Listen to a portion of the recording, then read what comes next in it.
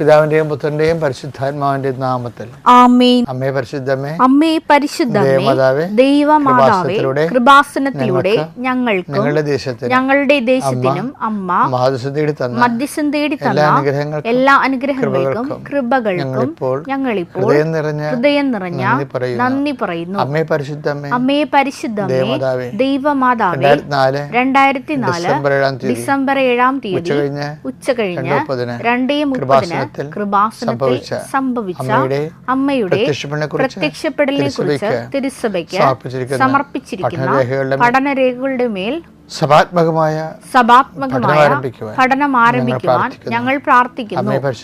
അമ്മേ പരിശുദ്ധമേ, ഭൂസ്വർലോകങ്ങളുടെ രാജ്ഞിയായ അങ്ങേയ്ക്ക് ഭൗമ സംരക്ഷണത്തിനായി പ്രപഞ്ച പ്രകൃതിയെ തന്നെ തിരുസഭ പ്രതിഷ്ഠിക്കുവാൻ ഈ പ്രത്യക്ഷീകരണം വഴി ഇടയാക്കണമേ. പരിശുദ്ധമേ, ജപമാല മാതാവേ, സകല കൃപാസനം പ്രാർത്ഥനകളോടും ചേർത്ത് ഞങ്ങളിപ്പോൾ പ്രാർത്ഥിക്കുന്ന ഈ കുടുംബത്തിന്റെ പ്രത്യേക നിയോഗം പറമക്കളെ,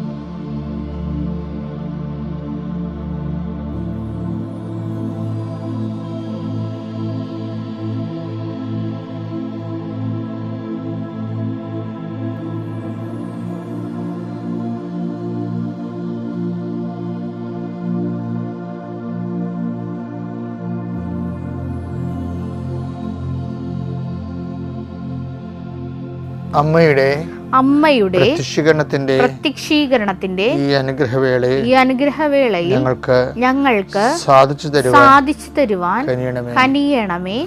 ആമേൻ. വിശ്വാസ പ്രമാണം. സർവശക്തനായ പിതാവും ആകാശത്തിന്റെയും ഭൂമിയുടെയും സൃഷ്ടാവുമായ ദൈവത്തിൽ ഞാൻ വിശ്വസിക്കുന്നു.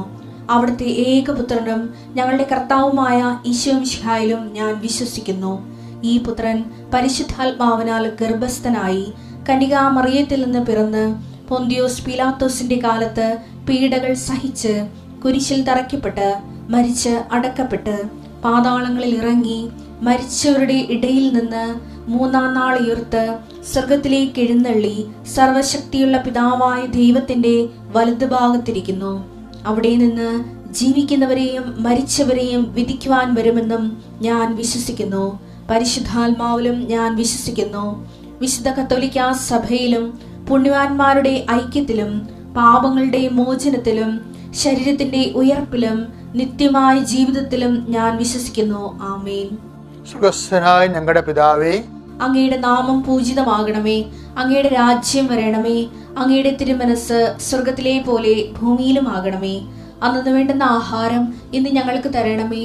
ഞങ്ങളോട് തെറ്റ് ചെയ്യുന്നവരോട് ഞങ്ങൾ ക്ഷമിക്കുന്നത് പോലെ ഞങ്ങളുടെ തെറ്റുകൾ ഞങ്ങളോടും ക്ഷമിക്കണമേ. ഞങ്ങളെ പ്രലോഭനത്തിൽ ഉൾപ്പെടുത്തരുതേ, തിന്മയിൽ ഞങ്ങൾ രക്ഷിക്കണമേ. ആമേൻ. നന്മ നിറഞ്ഞ മറിയമേ, സ്വസ്തി. കർത്താവ് അങ്ങയുടെ കൂടെ സ്ത്രീകളിൽ അങ്ങ് അനുഗ്രഹിക്കപ്പെട്ടവളാകുന്നു. അങ്ങയുടെ ഉദരത്തിൻ ഫലമായി ഈശോ അനുഗ്രഹിക്കപ്പെട്ടവനാകുന്നു. പരിശുദ്ധ മറിയമേ, തമ്പുരാന്റെ അമ്മേ, പാപികളായ ഞങ്ങൾക്ക് വേണ്ടി ഇപ്പോഴും ഞങ്ങളുടെ മരണസമയത്തും തമ്പുരാനോട് അപേക്ഷിക്കണമേ. ആമേൻ. കർത്താവിന്റെ ഉന്നതമായ നാമത്തിന് സ്തോത്രം ചെയ്യുന്നു. കർത്താവിന്റെ വിശുദ്ധ പൗരോഹിത്യത്തെ മഹത്വപ്പെടുത്തണമേ. കർത്താവെ, സഭയിലുള്ള സാന്നിധ്യം പ്രണമാക്കണമേ. നിന്റെ വലത്തും ഇടത്തും വീട്ടിലും വഴിയിലും ജലത്തിലും കരയിലും മുകളിലും ഹൃദയത്തിലും കർത്താവിൻ്റെ സാന്നിധ്യവും സഹവാസവും സംരക്ഷണം ഉണ്ടാവട്ടെ. ഞാൻ നിനക്ക് മുമ്പേ എൻ്റെ ദൂതനയക്കുമെന്ന് പറഞ്ഞ അള്ളസിന്റെ കർത്താവ് നിന്റെ വഴിയാത്ര നിനക്ക് മുമ്പേ പോവുകയും I will come with you wherever you go. നീ എവിടെ പോയാലും ഞാൻ നിന്റെ കൂടെ ഉണ്ടാകുമെന്ന് പറഞ്ഞാൽ കർത്താവിൻ്റെ സാന്നിധ്യത്തെ അനുസ്മരിച്ചുകൊണ്ട് നിന്റെ വഴിയാത്ര നടത്താൻ കർത്താവ് നിന്നെ പ്രാർത്ഥനയായി പൂരിതമാക്കട്ടെ. എൻ്റെ ദൈവപൈതലെ, നീ പോകുന്നിടത്തെല്ലാം കർത്താവിൻ്റെ ചൈതന്യം നിനക്ക് പകൽ മേഘസ്തംഭവും രാത്രി തീർത്തുമായി നയിച്ച ദൈവത്തിൻ്റെ ചരിത്ര ചൈതന്യം നിന്നെ ചുഴന്നു നിൽക്കട്ടെ എന്ന് പ്രാർത്ഥിക്കുന്നു. നീ സംസാരിക്കുന്ന വ്യക്തി പരിശുദ്ധാത്മ നിറയട്ടെ. നീ കണ്ടുമുട്ടുന്ന വ്യക്തിയെ പരിശുദ്ധാത്മാവ് നിറയട്ടെ. നീ ചിന്തിക്കാത്ത വഴികളിലൂടെ ഈ വഴിയെ ഇതിനു മുമ്പ് നീ പോയിട്ടില്ല, നീ പോകേണ്ട ഒരു പുതിയ വഴി ഞാൻ നീ നയിക്കുന്നല്ല ചെയ്ത കർത്താവിൻ്റെ വാഗ്ദാനം നിൻ്റെ ജീവിതത്തിലെ നീ പോകുന്ന വഴിക്ക് നീ നയിക്കപ്പെടേണ്ട പുതിയ വഴികളെ കർത്താവ് നിനക്ക് കാണിച്ചു തരികയും നിന്നെ സഹായിക്കുന്ന പുതിയ ദൂതന്മാരെ കർത്താവ് നിൻ്റെ വഴിയാത്രയിൽ സമാന്തരമായിട്ട് യാത്രയാക്കുകയും നിൻ്റെ സംരംഭങ്ങളെല്ലാം അവൻ ചെയ്തതെല്ലാം കർത്താവ് ശുഭമാക്കുകയും ചെയ്തെന്ന് പറഞ്ഞ കർത്താവിൻ്റെ ശുഭോദർക്കമായ ആശംസകൾ അക്ഷരാർത്ഥത്തിൽ നിൻ്റെ ജീവിതത്തിൽ നിറവേറിക്കൊണ്ട് നീ കണ്ണീരോടെ വിതക്കാനുള്ള വിത്തുമായി പോകുന്നു. നീ ജീവിതത്തിലെ സന്തോഷത്തോടെ കൊയ്തക്കറ്റയുമായി തിരിച്ചു വരാൻ കർത്താവിൻ്റെ നാമത്തിൽ വിജയത്തിൻ്റെയും മരണത്തിൻ്റെയും ജീവൻ്റെയും പുനരുദ്ധരിച്ചതിൻ്റെ വിജയത്തിൻ്റെ അടയാളമായ സിലുവയുടെ നാമത്തിൽ നിന്നെ ആശീർവദിക്കുന്നു. അതായത് ജോഷുവയാണ് ശരിക്കും പറഞ്ഞാൽ ഈ ഉടമ്പടിയുടെ പരാധീനതകൾ കണ്ടെത്തുന്നത്. എന്തുകൊണ്ട് ഉടമ്പടി എത്രയും വേഗം നിറവേറ്റാൻ ഒരു വ്യക്തിയുടെ നിലപാട് എന്താണ്, എന്ത് നിലപാട് കൈവരിച്ചാൽ ഉടമ്പടി പെട്ടെന്ന് ആക്റ്റീവ് ആകുമെന്നുള്ളത് ജോഷുവയാണ് പറയണത്. എന്താണ്? നിങ്ങൾ പിറുപിറുക്കരുത്, പിന്നെന്താണ്? മത്സരിക്കരുത്. അതായത് പിറുപിറുപ്പ് സ്വന്തം കഴിവുകേടിനോടാകാം, മറ്റുള്ളവരോട് അസൂയയാകാം. അതുപോലെ മത്സരിക്കണത് ദൈവത്തെ മാറ്റി നിർത്തിക്കൊണ്ട് ജീവിക്കാൻ വേണ്ടിയുള്ള ബോധപൂർവ ശ്രമമാകാം. അതെല്ലാം ഉടമ്പടിയിൽ നമ്മുടെ വില്ലത്തരങ്ങളായിട്ട് വരും. അതായത് പുറപ്പാട് 15:24 ഈജിപ്തിൽ നിന്ന് പോകുന്ന ജനം 3 ദിവസം കഴിഞ്ഞിട്ട് വെള്ളം കിട്ടിയില്ല. അപ്പോൾ ജനം പിറുപിറുത്തു. ഈ ഉടമ്പടിയിൽ വരുന്നൊരു വിഷയമാണത്. അതുകൊണ്ടാണ് മാറായിലെ വെള്ളം കഴിക്കാൻ കാര്യം. അനുഭവിക്കാൻ യോഗ്യതയില്ല അവന്മാർ. പിറുപിറുത്താൽ മത്സരിച്ചാൽ വെള്ളം കിട്ടിയാലും കഴിച്ചു പോകും. നിസ്സാരമല്ലേ ഈ പിറുപിറുപ്പേ. മത്സരം അങ്ങനെയാണ്. നമുക്ക് ജോലി കിട്ടും, നമ്മൾ കല്യാണം കഴിക്കും, പക്ഷെ സമാധാനം ഉണ്ടാകത്തില്ല. മക്കളുണ്ടാവും, അവരെ നമ്മൾ അനുസരിക്കത്തില്ല. എന്താണ്? ദൈവത്തോടുള്ള മറുതലിപ്പാണ്. നിയമാവർത്തനം 9:7 നിങ്ങളുടെ ദൈവമായ കർത്താവിനെ മരുഭൂമിയിൽ വെച്ച് നിങ്ങൾ കോപിപ്പിച്ചത് എങ്ങനെയെന്ന് ഓർമ്മിക്കുവിൻ. അത് മറക്കരുത്.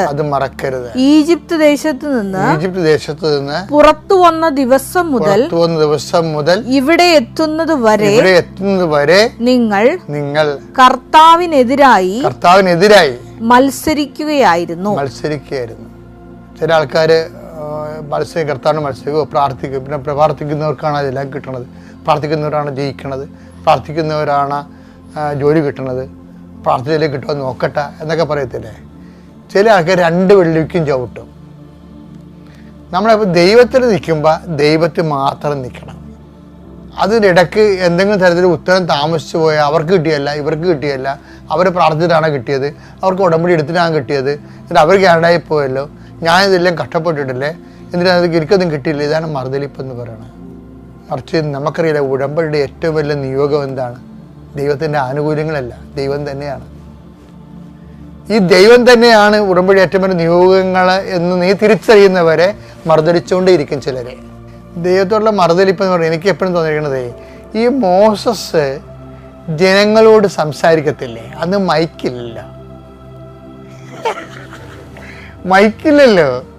അത് കാരണം ഈ ആൾക്കാർ പറഞ്ഞ് പിടിപ്പിക്കണമെങ്കിൽ 50 പേരോട് പറഞ്ഞിട്ട് 50 പേര് മറ്റ്50 പേരോട് പറഞ്ഞ് അവർ അപ്പുറത്ത് 50 പേരോട് പറഞ്ഞാൽ ഇങ്ങനെയാണ് ആ ആദ്യകാലങ്ങളിലൊക്കെ ഈ വചനം പ്രസംഗിക്കണത്.